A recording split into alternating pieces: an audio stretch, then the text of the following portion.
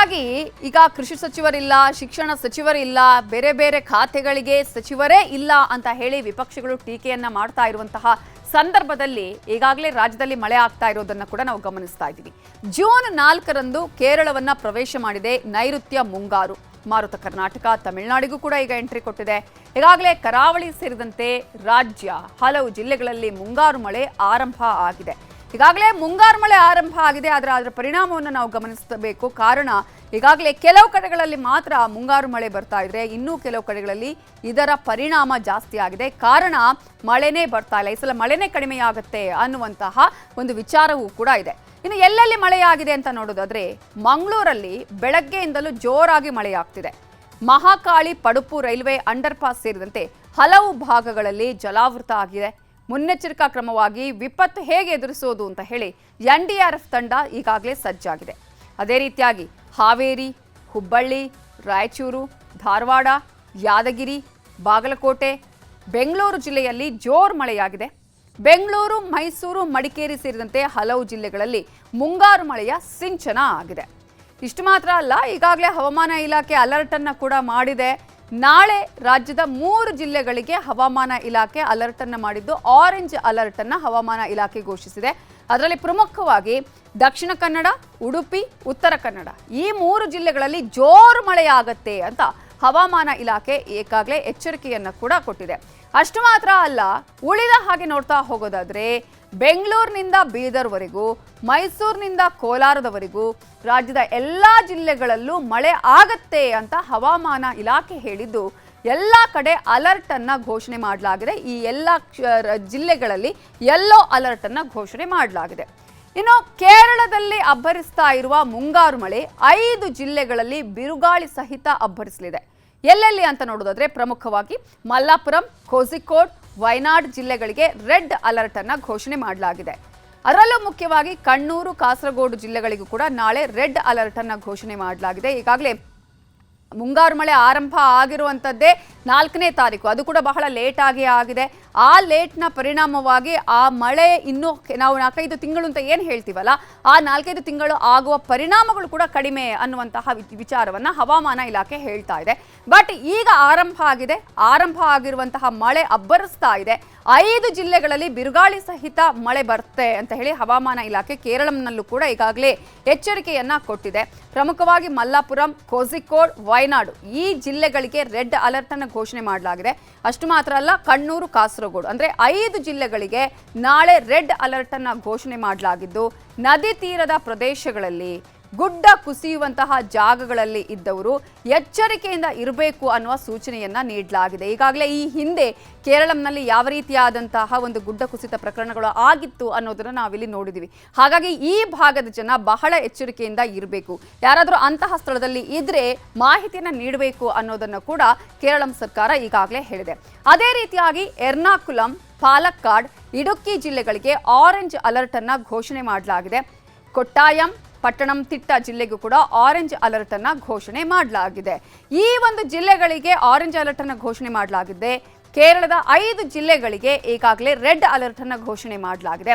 ಕೇರಳಂನಲ್ಲಿ ಈಗಾಗಲೇ ನೈಋತ್ಯ ಮಳೆ ಆರಂಭ ಆಗಿರುವಂಥದ್ದು. ಈ ಒಂದು ನೈಋತ್ಯ ಮಾರುತ ಯಾವ ರೀತಿಯಾಗಿ ಪರಿಣಾಮವನ್ನ ಬೀರುತ್ತೆ ಅನ್ನುವಂತಹ ಆತಂಕ ಕೂಡ ಹವಾಮಾನ ಇಲಾಖೆಯ ಅಧಿಕಾರಿಗಳಿಗೆ ಇದೆ. ಕಾರಣ ಬಿರುಗಾಳಿ ಸಹಿತ ಮಳೆಯಾಗುತ್ತೆ, ಸಾಕಷ್ಟು ರೀತಿಯಲ್ಲಿ ಪರಿಣಾಮವನ್ನ ಎದುರಿಸಬೇಕಾಗುತ್ತೆ. ಹಾಗಾಗಿ ಕೇರಳಂ ಸರ್ಕಾರ ಕೂಡ ಎಲ್ಲಾ ರೀತಿಯ ಎಚ್ಚರಿಕಾ ಕ್ರಮಗಳನ್ನ ತೆಗೆದುಕೊಂಡಿದೆ. ಮೀನುಗಾರರಿಗೂ ಕೂಡ ಸೂಚನೆಯನ್ನ ನೀಡಲಾಗಿದೆ. ನದಿ ತೀರದ ಜನರಿಗೂ ಕೂಡ ಸೂಚನೆಯನ್ನ ನೀಡಲಾಗಿದೆ. ಹಾಗಾಗಿ ಎಲ್ಲರೂ ಕೂಡ ಎಚ್ಚರಿಕೆ ಇರಬೇಕು. ಅದರ ಜೊತೆಗೆ ಕರ್ನಾಟಕದಲ್ಲೂ ಕೂಡ ಅತಿ ಎಚ್ಚರಿಕೆಯಿಂದ ಇರಬೇಕು ಅನ್ನುವ ಸೂಚನೆಯನ್ನ ನೀಡಲಾಗಿದೆ. ಈಗ ರಾಜ್ಯ, ರಾಷ್ಟ್ರ, ದೇಶ, ವಿದೇಶಗಳ ಇತರೆ ಪ್ರಮುಖ ಸುದ್ದಿಗಳನ್ನ ನೋಡೋಣ. ಬೆಳಗಾವಿಯಲ್ಲಿ ಮತ್ತೊಂದು ಬಹುಕೋಟಿ ವಂಚನೆ ಆರೋಪದಡಿ ಆದಿತ್ಯ ರಾಜ ಕ್ಯಾಪಿಟಲ್ ಪ್ರೈವೇಟ್ ಲಿಮಿಟೆಡ್ ಸಂಸ್ಥೆಯ ಮೇಲೆ ಕೇಸ್ ದಾಖಲಾಗಿದೆ. ಸಿಇಒ ಬಾಲರಾಜ್ ಮಾನೆ ಸೇರಿದಂತೆ 6 ಜನರ ಮೇಲೆ ಪೊಲೀಸರು FIR ದಾಖಲಿಸಿದ್ದಾರೆ. ಅಧಿಕ ಬಡ್ಡಿ ಕೊಡುವ ಭರವಸೆ ಕೊಟ್ಟು 6,500 ಜನರಿಂದ ಹಣವನ್ನ ಹೂಡಿಕೆ ಮಾಡಿಸಿಕೊಂಡಿರೋದು ಈ ದಾಳಿಯ ಸಂದರ್ಭದಲ್ಲಿ ಗೊತ್ತಾಗಿದ್ದು, CIDಗೆ ವರ್ಗಾಯಿಸಲು ಜಿಲ್ಲಾಡಳಿತ ಮುಂದಾಗಿದೆ.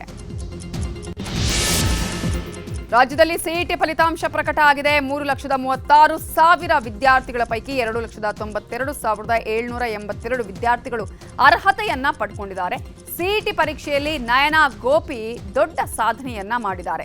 ವೆಟರ್ನರಿ, ನರ್ಸಿಂಗ್, ಯೋಗ, ನ್ಯಾಚುರೋಪತಿ, ಬಿ ಫಾರ್ಮಾ ವಿಭಾಗದಲ್ಲಿ ರಾಜ್ಯಕ್ಕೆ ಟಾಪರ್ ಆಗಿದ್ದಾರೆ. ರಾಜ್ಯದ ಅಡ್ವೊಕೇಟ್ ಜನರಲ್ ಆಗಿ ಶಶಿಕಿರಣ್ ಶೆಟ್ಟಿ ಮರು ನೇಮಕವಾಗಿದ್ದಾರೆ. ಮುಖ್ಯಮಂತ್ರಿ ಡಿಕೆ ಶಿವಕುಮಾರ್ ಅವರ ಶಿಫಾರಸಿನ ಮೇರೆಗೆ ರಾಜ್ಯಪಾಲರು ಈ ಆದೇಶವನ್ನು ಹೊರಡಿಸಿದ್ದಾರೆ. ಸಿದ್ದರಾಮಯ್ಯ ಅವರ ಸರ್ಕಾರದಲ್ಲಿ ಶಶಿಕಿರಣ್ ಶೆಟ್ಟಿ ಅಡ್ವೊಕೇಟ್ ಜನರಲ್ ಆಗಿ ಕಾರ್ಯವನ್ನು ನಿರ್ವಹಣೆ ಮಾಡಿದ್ರು. ಇದೀಗ ಡಿಕೆ ಶಿವಕುಮಾರ್ ಅವರ ಸರ್ಕಾರದಲ್ಲೂ ಕೂಡ ಶಶಿಕಿರಣ್ ಶೆಟ್ಟಿ ಅವರೇ ಅಡ್ವೊಕೇಟ್ ಜನರಲ್ ಆಗಿ ಕಾರ್ಯನಿರ್ವಹಣೆ ಮಾಡಲಿದ್ದಾರೆ. ಶಿವಮೊಗ್ಗ ಜಿಲ್ಲೆಯ ಹುಲಿಕಲ್ನಿಂದ ಉಡುಪಿಗೆ ತೆರಳುತ್ತಾ ಇದ್ದ ಖಾಸಗಿ ಬಸ್ಗೆ ಬೆಂಕಿ ಬಿದ್ದಿದೆ. ಅದೃಷ್ಟವಶಾತ್ ಬಸ್ಸಲ್ಲಿದ್ದ 17 ಪ್ರಯಾಣಿಕರು ಪ್ರಾಣಾಪಾಯದಿಂದ ಪಾರಾಗಿದ್ದಾರೆ. ಬೆಂಕಿ ಕಾಣಿಸ್ತಾ ಇದ್ದಂತೆಯೇ ಪ್ರಯಾಣಿಕರು ಬಸ್ನಿಂದ ಇಳಿದು ತಮ್ಮ ಜೀವವನ್ನ ಉಳಿಸಿಕೊಂಡಿದ್ದಾರೆ. ದೊಡ್ಡ ಅನಾಹುತವೇ ತಪ್ಪಿದೆ. ಶಿವಮೊಗ್ಗ ಜಿಲ್ಲೆಯ ಹೊಸನಗರ ತಾಲೂಕಿನ ಬಾಳೂರು ಬಳಿ ಬೊಲೆರೋ ಪಿಕಪ್ ವಾಹನ ಹಾಗೆಯೇ ಕ್ಯಾಂಟರ್ ನಡುವೆ ಡಿಕ್ಕಿಯಾಗಿದೆ. ಪಿಕಪ್ ವಾಹನದಲ್ಲಿದ್ದ 10ಕ್ಕೂ ಹೆಚ್ಚು ಜನ ಗಾಯಗೊಂಡಿದ್ದಾರೆ. ಅವರನ್ನ ಮೆಗ್ಗಾನೋ ಆಸ್ಪತ್ರೆಗೆ ದಾಖಲಿಸಿ ಚಿಕಿತ್ಸೆಯನ್ನ ನೀಡಲಾಗ್ತಿದೆ. ಪಂಜಾಬ್ನ ಫಿರೋಜ್ಪುರದಲ್ಲಿ ಅತ್ಯಂತ ಭೀಕರ ರಸ್ತೆ ಅಪಘಾತ ಸಂಭವಿಸಿದೆ. ಜಂಗಾವಾಲಾ ಮೋರ್ ಬಳಿ ಟ್ರಕ್ ಹಾಗೂ ಜೀಪ್ ನಡುವೆ ನಡೆದ ಅಪಘಾತದಲ್ಲಿ 9 ಜನರು ಸ್ಥಳದಲ್ಲೇ ಸಾವನ್ನಪ್ಪಿದ್ದಾರೆ. ಸುಮಾರು 15ಕ್ಕೂ ಹೆಚ್ಚು ಮಂದಿ ತೀವ್ರವಾಗಿ ಗಾಯಗೊಂಡಿದ್ದಾರೆ. ಪಶ್ಚಿಮ ಬಂಗಾಳದಲ್ಲಿ ಮುಖ್ಯಮಂತ್ರಿ ಸುವೇಂದು ಅಧಿಕಾರಿ ಅವರ ಪಿಎ ಚಂದ್ರನಾಥ್ ಕೊಲೆ ಪ್ರಕರಣಕ್ಕೆ ಸಂಬಂಧಪಟ್ಟ ಹಾಗೆ ಈಗಾಗಲೇ 2 ಆರೋಪಿಗಳನ್ನ ಸಿಬಿಐ ಅಧಿಕಾರಿಗಳು ಬಂಧಿಸಿದ್ದಾರೆ. ಉತ್ತರ ಪ್ರದೇಶದಲ್ಲಿ ತಲೆಮರೆಸಿಕೊಂಡಿದ್ದ ವಿಕಾಸ್ ಮಿಶ್ರಾ ಹಾಗೆಯೇ ಗೋಲು ಸಿಂಗ್ನನ್ನ ಸಿಬಿಐ ಅಧಿಕಾರಿಗಳು ಬಂಧನಕ್ಕೆ ಒಳಪಡಿಸಿದ್ದಾರೆ. ಪಶ್ಚಿಮ ಬಂಗಾಳದ ಭಂಗಾರ್ ಸ್ಫೋಟ ಪ್ರಕರಣದಲ್ಲಿ ಪ್ರಮುಖ ಆರೋಪಿ ಟಿಎಂಸಿ ಮಾಜಿ ಶಾಸಕ ಸಾಕತ್ ಮುಲ್ಲಾರನ್ನ ಎನ್ಐಎ ಅಧಿಕಾರಿಗಳು ಬಂಧಿಸಿದ್ದಾರೆ. ಮಾರ್ಚ್ 19ರಂದು ದಕ್ಷಿಣ 24 ಪರಗಣ ಜಿಲ್ಲೆಯ ದಕ್ಷಿಣ ಬಮೂನಿಯಾ ಗ್ರಾಮದಲ್ಲಿ ಕಚ್ಚಾ ಬಾಂಬ್ಗಳು ಸ್ಫೋಟಗೊಂಡಿದ್ವು. ಅದರಲ್ಲಿ ಒಬ್ಬರು ಸಾವನ್ನಪ್ಪಿದ್ರು, 3 ಗಾಯಗೊಂಡಿದ್ರು. ಈ ಹಿನ್ನೆಲೆಯಲ್ಲಿ ಮಾಜಿ ಎಂಎಲ್ಎಯನ್ನ ಅರೆಸ್ಟ್ ಮಾಡಲಾಗಿದೆ. ಭಾರತದ ಇಂಧನ ಕ್ಷೇತ್ರದಲ್ಲಿ ಹೊಸದೊಂದು ಆಶಾವಾದ ಮೂಡಿಸುವ ಬೆಳವಣಿಗೆ ನಡೆದಿದೆ. ಅಂಡಮಾನ್ ಸಮುದ್ರದಲ್ಲಿ ಬೃಹತ್ ಪ್ರಮಾಣದ ನೈಸರ್ಗಿಕ ಅನಿಲ ನಿಕ್ಷೇಪ ಪತ್ತೆಯಾಗಿದೆ. ಸರ್ಕಾರಿ ಸ್ವಾಮ್ಯದ ಐಒಎಲ್ ಸಂಸ್ಥೆಯು ಅಂಡಮಾನ್ ದ್ವೀಪಗಳ ಸಾಗರೋತ್ತರ ಪರಿಶೋಧನಾ ಬಾವಿಯಲ್ಲಿ ನೈಸರ್ಗಿಕ ಅನಿಲವನ್ನ ಪತ್ತೆ ಮಾಡಿದೆ. ಈ ಕುರಿತು ಕೇಂದ್ರ ಪೆಟ್ರೋಲಿಯಂ ಮತ್ತು ನೈಸರ್ಗಿಕ ಅನಿಲ ಸಚಿವ ಹರ್ದೀಪ್ ಸಿಂಗ್ ಪುರಿ ಮಾಹಿತಿಯನ್ನ ಹಂಚಿಕೊಂಡಿದ್ದಾರೆ. ತಮಿಳುನಾಡಿನಲ್ಲಿ ಎಐಎಡಿಎಂಕೆಗೆ ಪಕ್ಷದ ಪ್ರಮುಖ ನಾಯಕರು ಶಾಕ್ ಕೊಟ್ಟಿದ್ದಾರೆ. ಎಐಎಡಿಎಂಕೆಯ 300 ಸದಸ್ಯರು ಟಿವಿಕೆ ಪಕ್ಷವನ್ನ ಸೇರಿದ್ದಾರೆ. ಡಿಎಂಕೆ ಮಾಜಿ ಶಾಸಕ ಕರುಣಾನಿಧಿ, ಮಾಜಿ ಸಚಿವ ಶ್ರೀನಾಥ್, ವೆಂಕಟರಾಮನ್, ಎಂಸಿ ಸಂಪತ್ ಸೇರಿದಂತೆ ಹಲವು ನಾಯಕರು ವಿಜಯ್ ನೇತೃತ್ವದ ಟಿವಿಕೆ ಪಕ್ಷ ಸೇರಿದ್ದಾರೆ. ದೇಶದ ಆರ್ಥಿಕತೆಯನ್ನ ಮತ್ತಷ್ಟು ಬಲಪಡಿಸುವುದಕ್ಕೆ ಪ್ರಧಾನಿ ನರೇಂದ್ರ ಮೋದಿ ಆರ್ಥಿಕ ಸಲಹಾ ಮಂಡಳಿಯ ಸದಸ್ಯರ ಜೊತೆಗೆ ಮಹತ್ವದ ಸಭೆಯನ್ನ ನಡೆಸಿದ್ದಾರೆ. ಜಾಗತಿಕ ಬಿಕ್ಕಟ್ಟನ್ನು ಎದುರಿಸೋದು ಹೇಗೆ, ಭಾರತಕ್ಕೆ ಯಾವ ರೀತಿಯಾದಂತಹ ಆರ್ಥಿಕತೆ ಇದೆ ಈಗ, ಹಾಗೆಯೇ ಆ ಭಾರತದ ಆರ್ಥಿಕತೆಯನ್ನ ಸುಸ್ಥಿರತೆಗೊಳಿಸೋದು ಹೇಗೆ, ಯಾವ ರೀತಿಯಾಗಿ ಕಾಯ್ದುಕೊಳ್ಳಬೇಕು ಅನ್ನುವ ಕುರಿತು ಕೂಡ ಇವತ್ತಿನ ಸಭೆಯಲ್ಲಿ ಚರ್ಚೆಯನ್ನ ಮಾಡಲಾಗಿದೆ. ವಿಶ್ವಸಂಸ್ಥೆಯಲ್ಲಿ ಪಾಕಿಸ್ತಾನವನ್ನ ಭಾರತ ತರಾಟೆಗೆ ತೆಗೆದುಕೊಂಡಿದೆ. ಭದ್ರತಾ ಮಂಡಳಿಯ ಸಾಮಾನ್ಯ ಸಭೆಯಲ್ಲಿ ಮಾತನಾಡಿರುವ ಭಾರತದ ಪ್ರತಿನಿಧಿ ಪರ್ವತ ನೇನಿ ಹರೀಶ್, ಜಮ್ಮು ಮತ್ತು ಕಾಶ್ಮೀರ ಎಂದೆಂದಿಗೂ ಭಾರತದ ಅವಿಭಾಜ್ಯ ಅಂಗವಾಗಿರಲಿದೆ. ಭಾರತದ ಆಂತರಿಕ ವಿಷಯಗಳ ಬಗ್ಗೆ ಪಾಕಿಸ್ತಾನ ದಾರಿ ತಪ್ಪಿಸ್ತಾ ಇದೆ ಅಂತ ಗುಡುಗಿದ್ದಾರೆ. ರಷ್ಯಾದೊಂದಿಗೆ ಸಂಬಂಧಗಳನ್ನು ಕಡಿಮೆ ಮಾಡುವಂತೆ ಭಾರತದ ಮೇಲೆ ಒತ್ತಡ ಹೇರ್ತಾ ಇರುವ ಅಮೆರಿಕ ವಿರುದ್ಧ ರಷ್ಯಾ ಅಧ್ಯಕ್ಷ ವ್ಲಾದಿಮಿರ್ ಪುಟಿನ್ ಗುಡುಗಿದ್ದಾರೆ. ಭಾರತವು ಎಂದಿಗೂ ಯಾವುದೇ ದೇಶದ ದಬ್ಬಾಳಿಕೆಗೆ ತಲೆಬಾಗೋದಿಲ್ಲ. ಪ್ರಧಾನಿ ನರೇಂದ್ರ ಮೋದಿಯ ಮೇಲೆ ಒತ್ತಡ ಹಾಕೋದು ವ್ಯರ್ಥದ ಕೆಲಸ ಅಂತ ಹೇಳಿದ್ದಾರೆ. ಇರಾನ್ ಬಳಿ ಇರೋ ಎಲ್ಲ ಸಂಸ್ಕರಿಸಿದ ಯುರೇನಿಯಂ ವಶಕ್ಕೆ ಅಮೆರಿಕ ಅಧ್ಯಕ್ಷ ಡೊನಾಲ್ಡ್ ಟ್ರಂಪ್ ಮುಂದಾಗಿದ್ದಾರೆ. ನನ್ನನ್ನ ತಡೆಯಲು ಯಾರಿಂದಲೂ ಸಾಧ್ಯವಿಲ್ಲ. ಇನ್ನಷ್ಟು ಸೇನೆಯನ್ನ ಇರಾನ್ಗೆ ನುಗ್ಗಿಸಿ ಅಲ್ಲಿನ ಎಲ್ಲ ಯುರೇನಿಯಂ ಅನ್ನ ವಶಕ್ಕೆ ಪಡಿತೇನೆ ಅಂತ ಡೊನಾಲ್ಡ್ ಟ್ರಂಪ್ ಹೇಳಿದ್ದಾರೆ.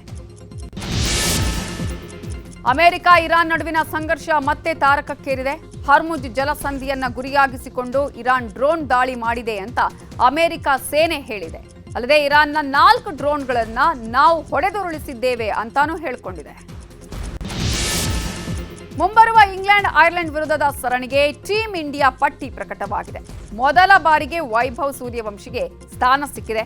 ಹಾಗೆಯೇ ಟಿ20 ವಿಶ್ವಕಪ್ನಲ್ಲಿ ಸೂರ್ಯಕುಮಾರ್ ಯಾದವ್ನ ಕೈಬಿಡಲಾಗಿದ್ದು ಶ್ರೇಯಸ್ ಅಯ್ಯರ್ ನಾಯಕನಾಗಿ ಪಂದ್ಯವನ್ನ ಮುನ್ನಡೆಸಲಿದ್ದಾರೆ. ಅಫ್ಘಾನಿಸ್ತಾನ ವಿರುದ್ಧ ನಡೀತಾ ಇರುವ ಟೆಸ್ಟ್ ಪಂದ್ಯದಲ್ಲಿ ಕನ್ನಡಿಗ ಕೆಎಲ್ ರಾಹುಲ್ ಭರ್ಜರಿ ಶತಕ ಸಿಡಿಸಿದ್ದಾರೆ. ಆರಂಭಿಕರಾಗಿ ಕಣಕ್ಕಿಳಿದಿದ್ದ ರಾಹುಲ್ ಅಮೋಘ ಬ್ಯಾಟಿಂಗ್ ಮೂಲಕ ಟೆಸ್ಟ್ ಕ್ರಿಕೆಟ್ನಲ್ಲಿ 12ನೇ ಶತಕವನ್ನ ಬಾರಿಸಿದ್ದಾರೆ. Team India captain Shubman Gill ಕೂಡ ಶತಕವನ್ನ ದಾಖಲಿಸಿದ್ದಾರೆ.